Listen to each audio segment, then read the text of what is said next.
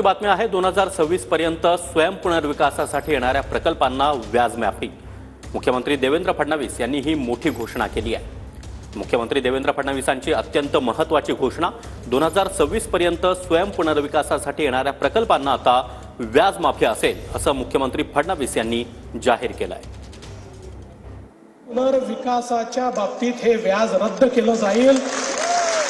3 वर्षाच्या पुढे व्याज लागेल। स्वयं पुनर्विकासाची इमारत आपण ठरवल्यानंतर 5 वर्षात उभी राहिली पाहिजे, लोकांना तिथे जाता आलं पाहिजे। या दृष्टीनं 3 वर्षाकरता या संदर्भात जी काही व्याज माफी आहे ती व्याज माफी आपण देऊ।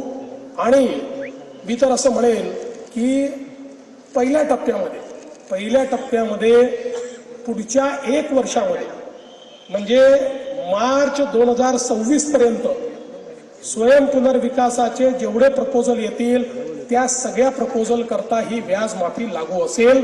त्याच्यानंतर तुमच्या रिस्पॉन्सवर पुढचं आम्ही ठरवू की पुढे काय करायचं आहे।